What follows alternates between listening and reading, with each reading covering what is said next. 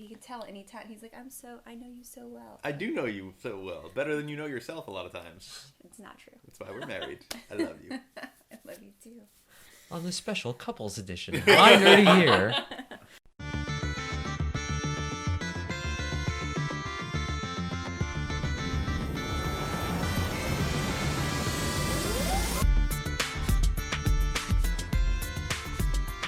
Hi, everybody. Welcome to episode 9 of My Nerdy Year. I'm your host, Dan Peck. With me is Lauren Bergher. Hi. Returning to the program is Greg Newman. Hello. And joining us for the first time is his lovely wife, a soon-to-be mother, and all-around lovely, lovely person. Please welcome Lauren Newman. Hi. You do. I always want to give you your hyphenate, but you're a Newman. You're a Newman. Newman. Yeah. I am. You can always call me Taylor Newman. Nah. No. I'm a Newman. You're a Newman. It will be extra nice and confusing when we have two Laurens on this panel. But as we were talking about off mic, it's Laurens and their men. So We know our It's place. a good week. we do. It's a good week. So this week is a great week. I'm gonna up it a little bit. This week we will be talking about International TableTop Gaming Day. In 2015, the four of us went to the flagship International Tabletop Gaming Day event held by Geek and Sundry in Burbank.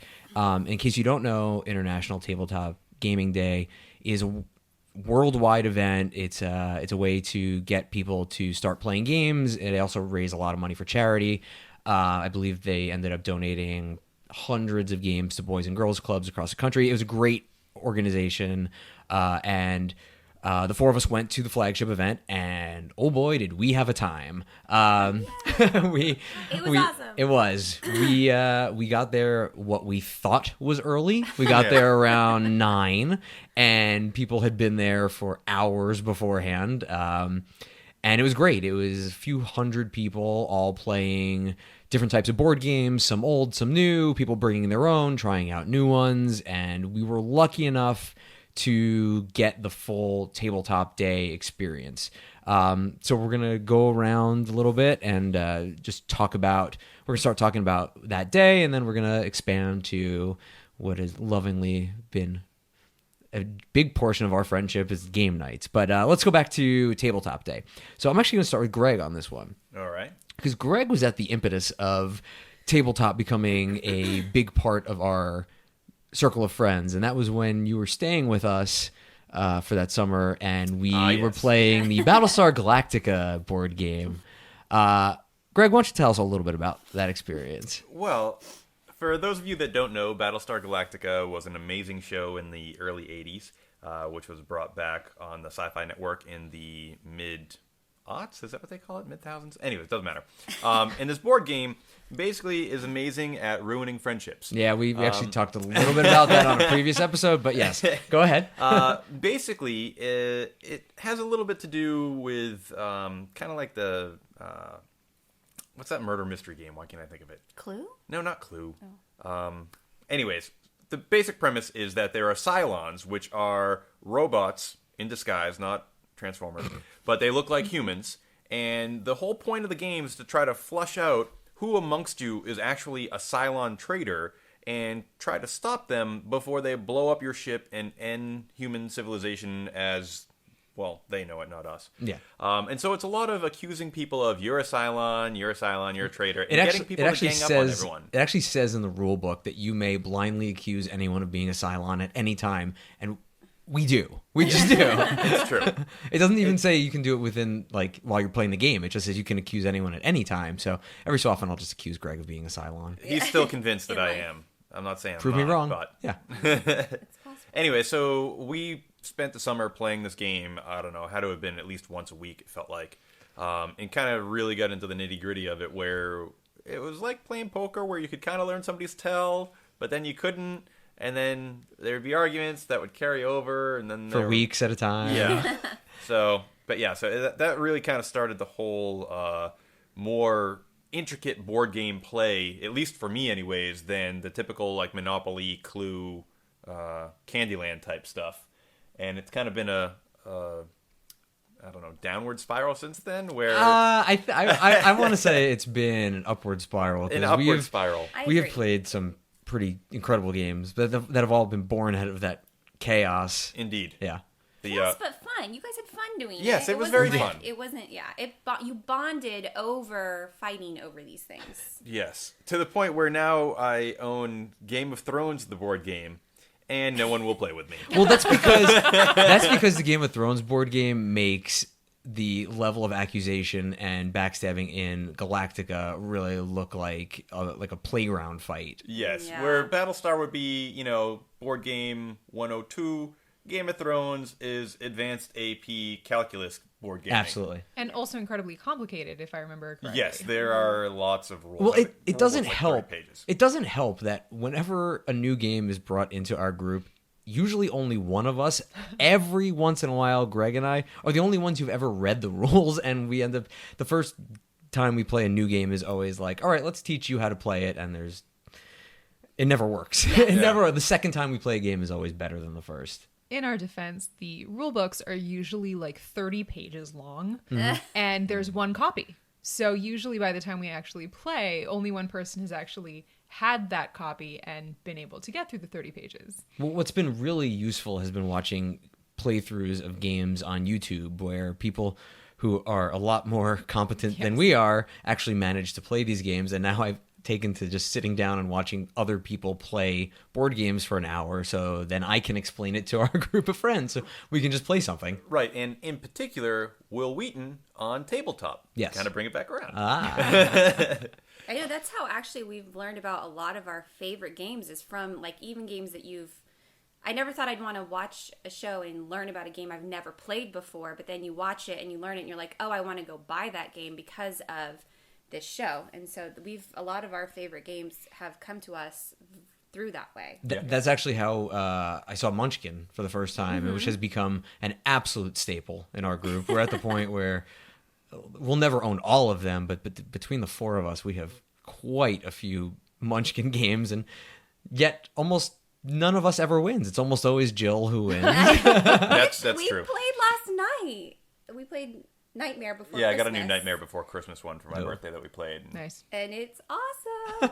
I'm just saying. Lauren won, by the way. I won. Congratulations. It was very exciting. After lots of, infighting and stuff. Again, that's another one that your friendships sometimes get. It's a testing ground. It actually says in the rules to argue loudly amongst players to Yes. figure stuff out. Yeah, over rules. So there's lots of They're arguing. purposefully vague. Yeah. We did try, I'm now remembering, we did try Adventure Time Munchkin at Oh, yeah. Yeah. at Tabletop Day. Yeah, it was great because going to Tabletop Day, we brought a few games with us, but aside from attempting to do a round of Pathfinder, we mostly spent the day playing new games, which was great. And one of the highlights was a game called Just Desserts, which Greg and Lauren were sweet enough, no pun intended, to get for Lauren and I for our birthday. And it's. I think it's by the same people who make Flux. It's that sort of Card game. Yeah, it's just a card game of literally matching customers to baked goods, which is my Lauren. That's her life anyway. It's finding the right baked goods for the person, and we had a blast playing it. And it wasn't one of these 1,000-piece games that we have a tendency to play. But we had a great time with that one. What was the pirate game that you guys Walk played? the Plank. Walk the Plank. Yes, That was another a fun one. That's super fun. Yeah, we haven't played that since, or I'm sure you guys have. One of the amazing things about Tabletop Day was at the end of the day, and we didn't know this, they invited everyone who was at the event to take home any of the games that they wanted to. The rest, like I said earlier, were donated to charity. So, we got a couple games apiece, but we didn't want to take too many because obviously it was going for a good cause. But you guys got your copy of Walk the Plank from that. And it's a really fun, quick, easy game. It's a maximum of 4 players, and basically you're all pirates. Your pirate captain has died, and you're all trying to take over the ship. But in doing so, you're pushing your friends off the ship so that you can take over the ship. There is so much backstabbing in the games that we play. That's true, actually. Although we did get a great game called Telestrations. Yes, which Lauren was... and Greg got it, that which was has the no next one. backstabbing. Yes, that one... That's the highlight for me of Yeah. Tabletop Day was Telestrations. And just to give Tabletop its due, I think that since having that game, my family, his family, our friend, like my friends Justin and Katrina, I mean, we've literally gotten so many other people to buy that game. So it makes, like in that way, it's good for the game companies to have something like Tabletop Day, to put that stuff out there. And now we are spreading the word, and then our friends are spreading the word. So it's kind of right. So thank you, USAopoly. Yes. Yeah, they actually, it was one of the representatives who said, "Hey, would you like to try out our game?" And was nice enough. Yeah, he was nice enough to show us how to play. And just for those who haven't played and are listening, it's kind of a cross between Pictionary and Telephone, where, say, I have a word, I have baseball, and I have to draw baseball, and then I give it to Lauren. And based on what I drew, she has to guess what it is, for better or for worse. So if I mess up and it looks more like a football, she would then write football, pass it to the other Lauren. To me. So I hate to call you the other Lauren. I'm sorry. But she would then pass it to Lauren, who says football, and then she would pass it.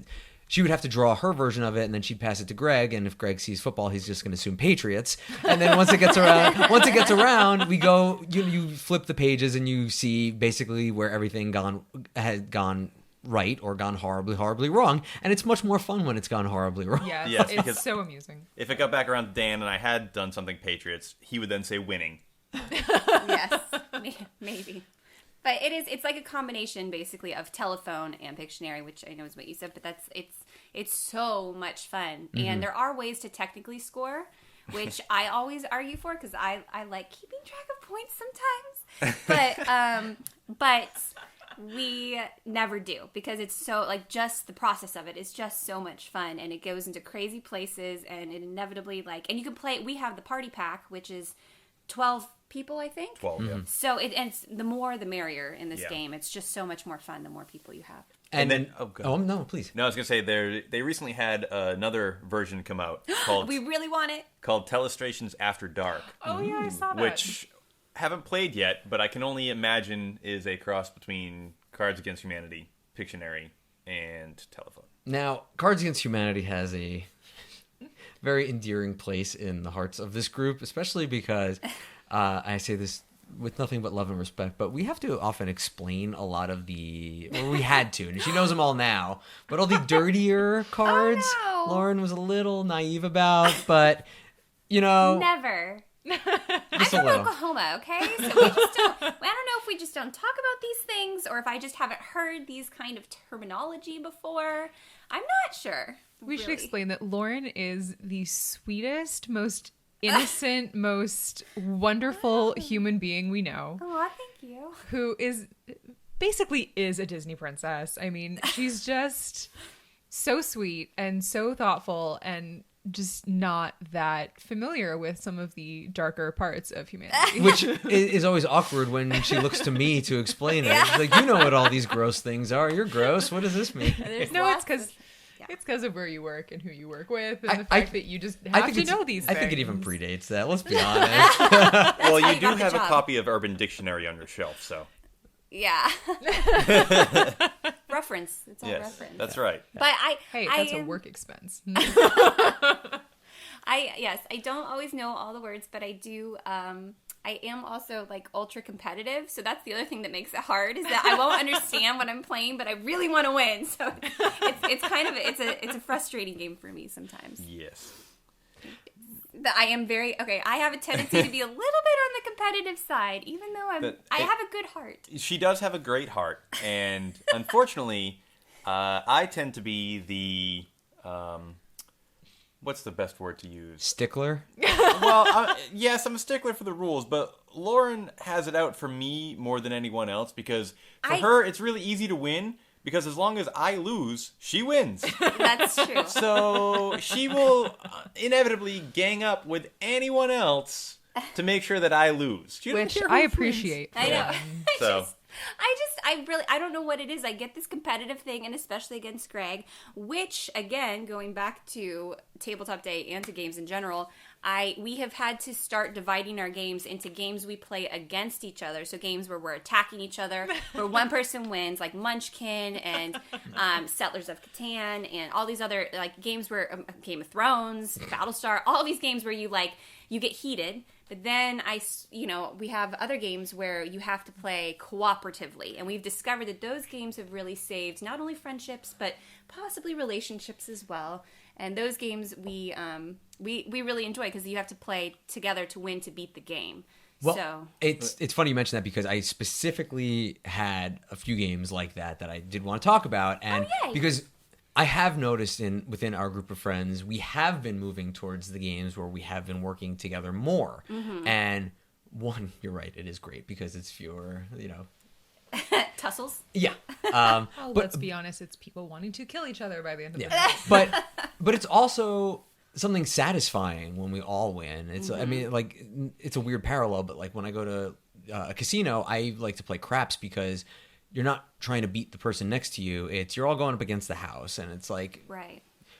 When one person wins, you all win, and that's more of the mentality that's been driving especially a lot of like my game purchases as of late. One of the more harmless ones that we've been playing is Heads Up, which is great, which is the game where we put the phones on your head, and it's basically charades. We talked about it briefly in the last episode, but. That one, it tells you how many points you get at the end, but we are never like, yeah, this combination of people got 8 points. It's more like, let's see how many we can get, and we're trying to beat our own records, and our group is such shorthand, it's getting to the dangerous point where it's like, we got 19 in a minute. It's like, how did you do it? You didn't even get out a full syllable. How did you get that? My favorite is when you and Mike, or maybe you and Greg, will do like movie ones or superhero ones, and it's like most of the time we average like maybe 10 to 12 right answers in the amount of time, and then all of a sudden there'll be like 19 and 20 right answers, or like, and they literally like they look at each other and they like read it. It's almost like they're reading each other's minds. I hate to tell you, we have been cheating. We are all actually telepathic. I kind of thought so. Greg is telling me right now telepathically, stop giving away our secret. It's true. You're not supposed to say that out loud, though. Great. I'll invoke his wrath. It's actually usually Dan and Mike doing superheroes, and they'll either say their superhero name or their alter ego, and then they just get it off of that. Yeah. But that's how we see like 19 answers in a minute. Also, whenever we do, especially with the two of us, if we do a Disney round, it's basically just say a song from it, or like a few lyrics from it. Beauty and the Beast, Tales all the time, Beauty and the Beast. But yeah, so going back to the games where we all work together, one of the big games for me personally, and also for Lauren for last year, was the Pathfinder adventure card game, and we have played it with Greg and Lauren. Unfortunately, we've only played it once or twice, but we love it. Yeah. We actually have to have you guys over and play that again because it's great. It's as I said in the Renaissance Fair episode, I've never played Dungeons and Dragons or a proper tabletop role playing game, but the Pathfinder one is essentially it's a card game where your cards are your hit points, but also your equipment and your spells and everything like that. And it's a matter of working together to find the villain, and it's got all the RPG elements to it that you'd hope for, but it's a little more easy for laymen like myself to put together a cohesive game. And it has been a while since we played it, but I wanted to get your guys' take on, especially I want to get your take on it, Lauren, because individually, Lauren and I have our own campaign where we are significantly further along than with our group of friends, but where each of us play as two characters at once. It's pretty impressive. So it's because if you only have two people and you're only playing with two characters, it's actually very difficult to get through a game because you just don't have as many of the skills that you need. Mm-hmm. So Lauren is she plays as a barbarian and as a monk. Yep. And I play as a wizard and our healer. No, it's not the. Shoot, no, I can't remember what she is. Yeah, let's just call her the healer. Okay. But when we played with maybe that's what it is. Yeah. Because I think I like to be in the healer. Yes, because that character is the one that you had played as, and then Greg was a ranger. Yeah. Immediately when we were deciding roles, I asked Greg, and without a second of hesitation, he's like, I want to be a ranger. They're fun. They are. But yeah, I mean, like I said, it's been a bit since we played it, but I mean, what had you guys gotten out of that game that's different than a lot of the other games that we play?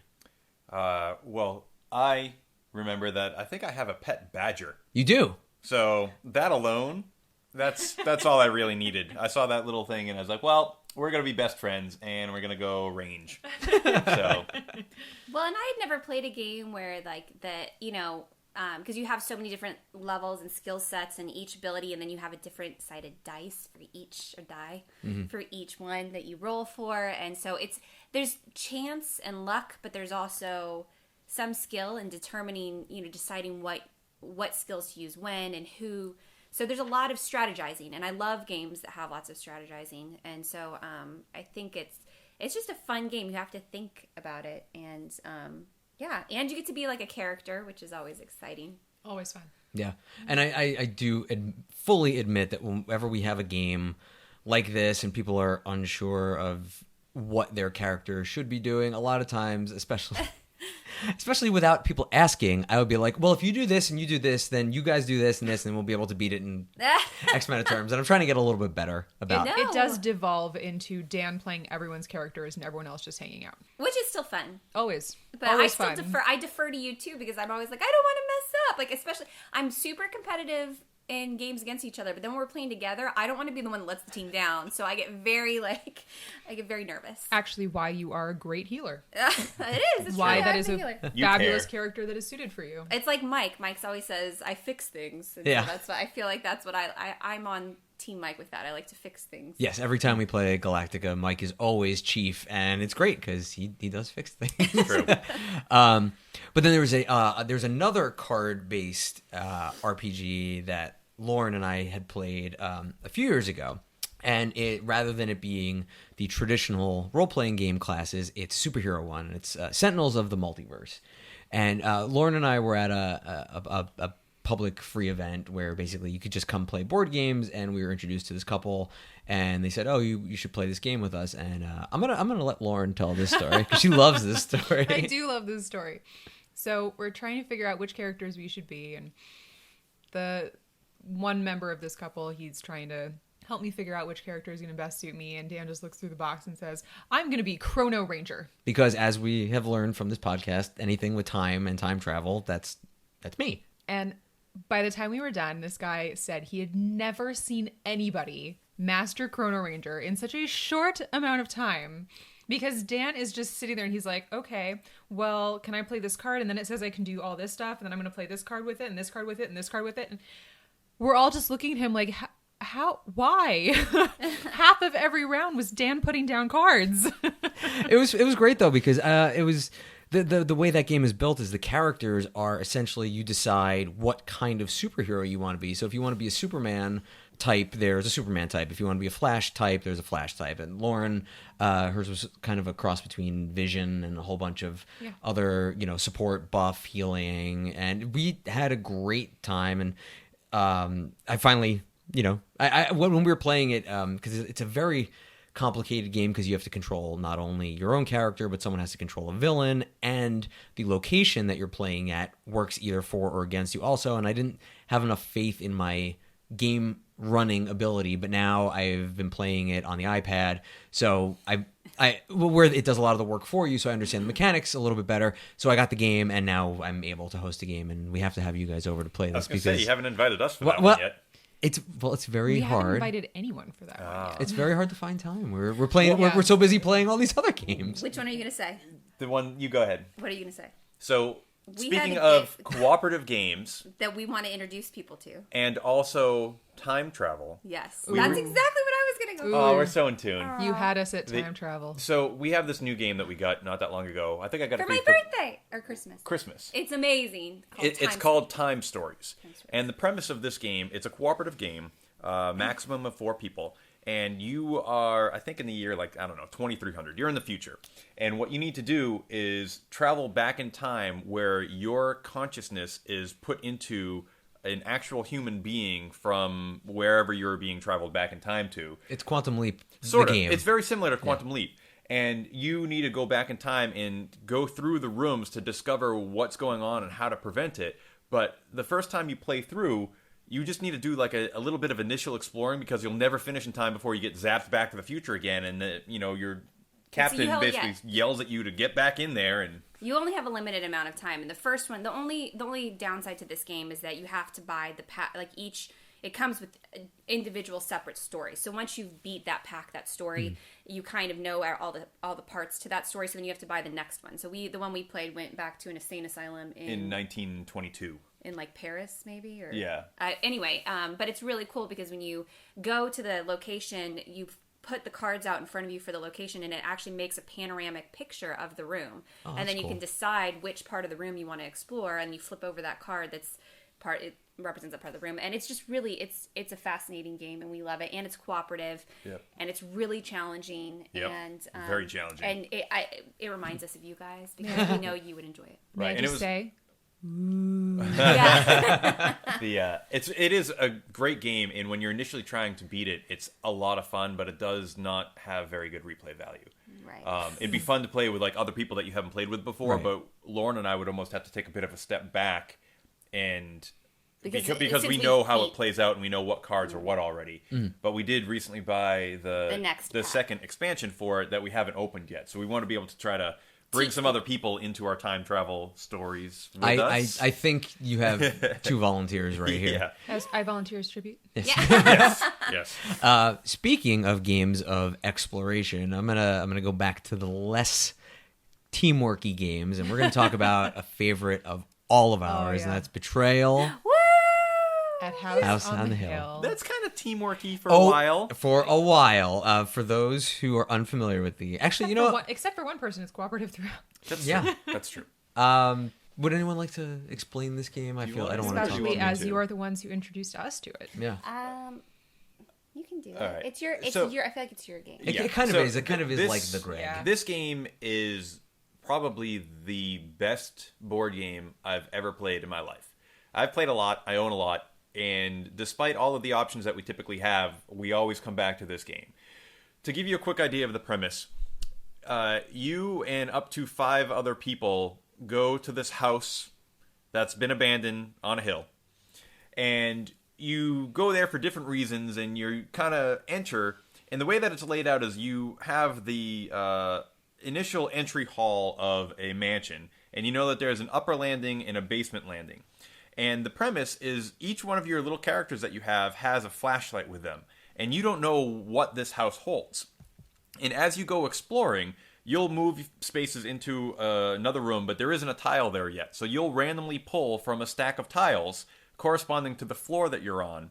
And you'll have a new room that you didn't know, but now that's there forever. And there will always be either an item that you can get from this room, a omen that you can get from this room, or an event. Usually all of the events are bad, and you continue to move throughout the house, basically building the board as you play it. So every time you play this game, the board is going to be different, which is one of the great aspects of it. And think of it like you're exploring a haunted house. You don't know what room you're going to go into, and when you go into a new room, you don't know what's going to be there to meet you and greet you. We've also made some architectural choices that no one would ever, such as, an arboretum that actually reaches out past the entrance of the house. It's terrible in terms of designing a real house, but in terms of a game that is different every time, it's But if you have a fantastic. supernatural haunted house, then maybe magic. It's bigger on the inside. I was going to say, it is very much like the TARDIS, where, it's just everything is there and it doesn't have to make sense. And so as you can continue to explore the house and build out the game board, every time you land on a room that has an omen symbol, like I mentioned before, you have to do what's called a haunt roll, where you will roll 6 die, and if the number that you roll is lower than the number of omen cards currently in play, then the haunt happens.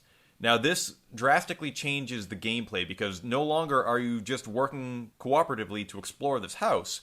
You now have one person that becomes the traitor, hence betrayal at House on Haunted Hill. One of your Scoobies becomes the monster. Exactly. Yeah. And it's really cool because there are 50 different options based on the room where this omen came from, what the omen is, and who it was that discovered this omen. So there's 2 different books, and the people that are left behind that are still explorers have one book that they read for their haunt, and then the trader has to read a whole different book. So it'll be about the same haunt, but they're reading 2 separate. They each have 2 separate goals that they're trying to accomplish.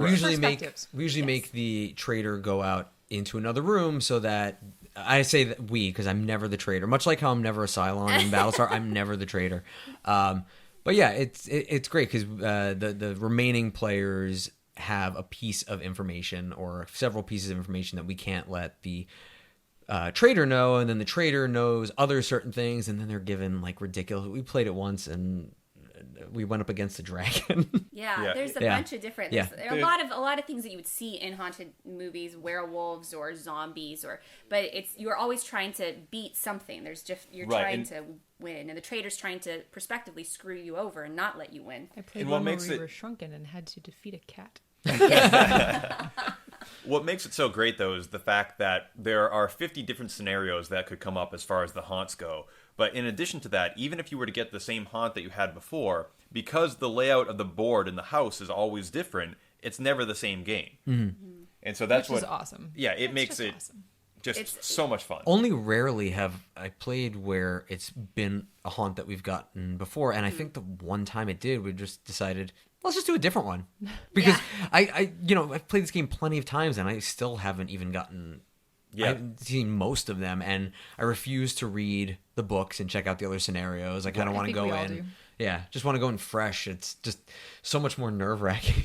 It is. It's a little bit scary. It can be intense. Like, you play the game, and you feel a little bit like you're in an actual haunted house. And you don't know what's coming, and you don't know what's going to happen. So it's a great game on so many different levels. Yeah. The fact that I play creepy organ music when we play doesn't help me, I don't think.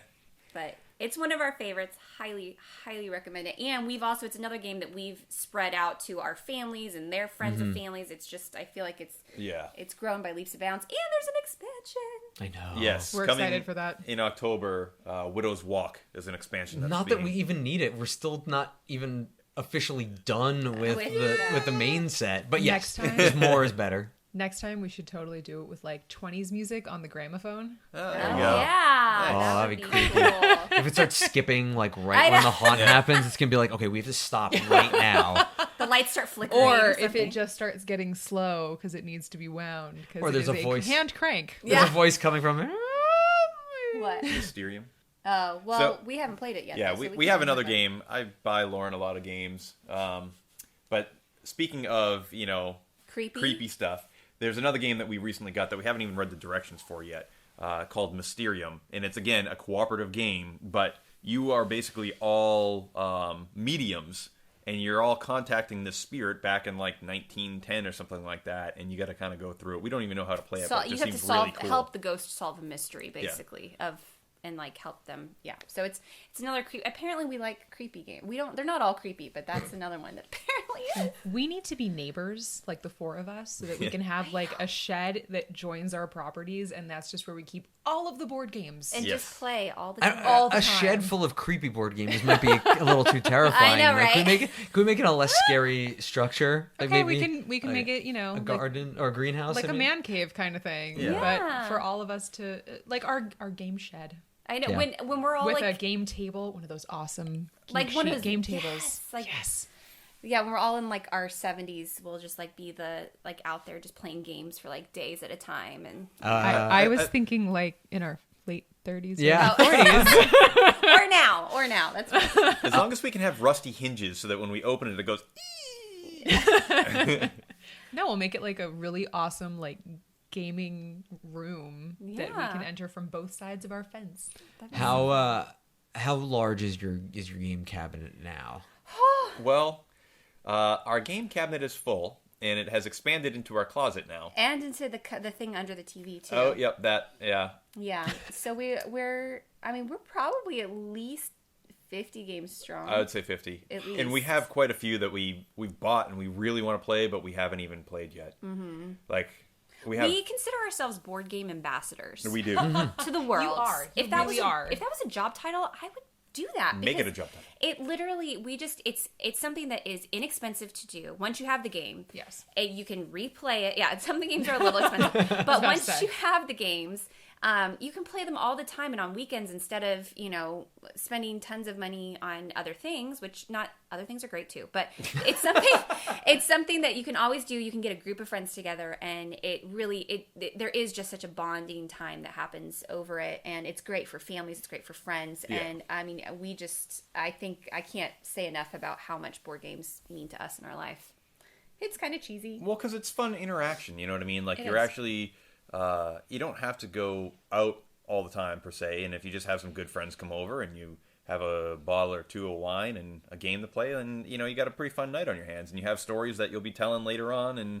For years on a podcast. For Yeah. years later. Yeah, we all did our club days, and it's loud. Yeah. My club days lasted about, 4 minutes. More like club day. Yeah. Yeah. Mine was a little longer, but that gets old, and you end up spending a ton of money on not that great cocktails. Yeah, we make much better cocktails ourselves. We really for do. Games, for game And nights. there's something to be said for just hanging out with friends, being able to actually hear each other. That's over the screaming when we're Yeah, when we're you're a Cylon. No. So real quick, I'm going to shift focus just a bit. So in 2015, Lauren started playing Dungeons and Dragons a little more regularly. I did. But more Do a weekly campaign. Yeah, but more to the point was that we ended up buying her nephews a Dungeons and Dragons starter kit. When we were trying to figure out gifts for the holidays, we were looking at toys and the We Target win and- the holidays. Yeah. I have to just say this because we do. We win the holidays in that house because we never have to ask what we're going to get all 5 kids, but we always get them the thing that they play with the most. Yeah. So we spent a while in the so toy store long. and stuff. And we were like, oh well, we could get them this, but nothing just kind of felt right. Except and the Nerf swords. The Nerf swords were Right. awesome, and they opened them first, and they were playing with them still at the end of the night. So Lauren had the suggestion, well, maybe we should get him a board game, and it's tough because the kids are of varying ages and attention spans. So my thought was maybe, well, what if we got them something that's a little more pick up and play, like Magic the Gathering? But then I thought that might be a little too in depth because I'm not going to lie, Magic kind of hit its stride when I was about 9 or 10, and I wasn't a dumb kid, but it was way too dense for me. And even to this day, I find Magic to be a little hard to pick up and play. Although I did buy Greg a pack of Magic cards for his birthday, and he loved it. It was fun. I forgot about I had played Magic back when Magic first was around, and I hadn't played it in forever, and I sold all the cards that I had a long time ago. But when he bought me this pack, it was fun just because I hadn't seen any cards like that in a long time, and the artwork on it is really good. Beautiful. So from that alone, it was Just pretty the cool. artwork. Just the artwork. Yeah. Honey, I swear, I just buy them for the artwork. So we were trying to figure out what to get the kids, and then we had the thought, well, maybe we should get them a role-playing game because Lauren's Because we brother... love the Pathfinder game. Yeah, and Lauren's brother-in-law had played D&D when he was younger, and it was kind of a big swing, and we bought them the starter box, and we told Lauren's sister and brother-in-law, hey, so this is what we got them, and her brother-in-law goes, really? Oh my God, that's awesome. He was so excited. He was excited because, one, he's going to get to play too, but also, two, he thought that was a great idea. And the way he sold it to the kids was, those stories that I tell you before you go to bed? Well, what if you got to fight the monsters back? And the kids were like, yeah, that sounds great. So I don't think they've actually gotten to play it yet because he's still working his way It's through. a 110-page instruction manual. Yeah. What kind of stories is he telling where there are monsters all the time? Oh, these boys love a good scary story. He's a big Robert Jordan kind of person. Gotcha. So he will spin them a fantasy epic Oh, nice. at night to but inspire their dreams. I'm excited for them to start playing because, as I said in the previous episode, when I never played D&D before, but that's such a great way to sell it to a kid. It's because when I was a kid, we used to run around with our broom handles and be like, I am a sword and I'm gonna fight a dragon. But it's gonna be kind of a neat way to basically bring a new generation into the nerd world, and we're fully corrupting them at a young age. Oh, totally. As you should. Yeah. Yes. But These kids are also very close. They're very close in age. This is my sister's second marriage. He had 3 kids. She had 2. His daughter's older than the 4 boys, but the 4 boys are all very close in age. When they got a house, they had to explain to the boys that now you have your own rooms and it can't be a slumber party all the time. Mm-hmm. She was like, you have to sleep in your own rooms. So these kids are very close. They make movies together all the time, all 5 kids. They're so creative and so imaginative that I really think D&D is just going to blow their minds. I think it's going to blow my mind too when I finally play. And I think so too. I mentioned in the other episode, we're going to do probably a video special of me playing D&D for the first time. With the talk of role playing, we're going to move on to the big question. This week's big question is, you've been transported into an RPG. What class are you? Who would like to go first? Greg. Sure. I'm going to nominate you. Okay. Well, I think I would be a ranger, much like we talked about earlier, just because it's kind of fun to have a pet badger. And the ranger that I play with Pathfinder is a dwarf, which I've always kind of liked dwarves in the Tolkien verse. And is that why we're friends? Because I'm very dwarfy. It's true. Yes. I feel very happy when I'm around you. No, it's just I think it's kind of neat to kind of almost, and even Strider really in Lord of the Rings was kind of like that. You just kind of go around and you don't have to get up close and personal with people. You can just kind of snipe them from afar with an arrow, and if need be, you can hold your own in a hand-to-hand fight. But it's just, I don't know, kind of more of a lone wanderer type thing, which I've always kind of. You're not lone. You have a badger with you. But yeah, so I think I'd go with that, and I'd probably run into a gelatinous blob plus 50 that would kill me, even with my huge rock plus 3. Huge rock plus 3. That was the name of our trivia Yes. team. It comes out of an item from Which Munchkin. one? Yeah, Which we no, oh God, I did not mean to come out that terrible pun, but we killed it that night as huge rock plus 3. Yes. Yeah. Yes. So I would go with Ranger, even though I haven't actually played D&D to know better. But that's all right. I guess I already said too, I like to be I like healing things or making things better. Anything where I can fix something or repair points or repair damage or something like that. Maybe I'm more of I like defense. Greg seems to like more offensive characters. Maybe I like a little bit more defensive. Your support stuff. Yeah, I kind of. So yeah, I guess probably that would be mine. So maybe like a cleric, which was cleric, the word I yeah. couldn't think of earlier. Oh, nice. Cleric.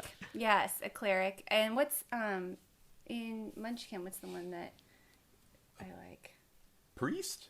No, there's one in Munchkin too. But yes, anyway, I like the ones that kind of, I'm not as aggressive. I don't want to be on the front lines. Mm-hmm. I want to be kind of, or I like things that are magical too. Any sort of that have extra magical abilities, because I think magic is fun.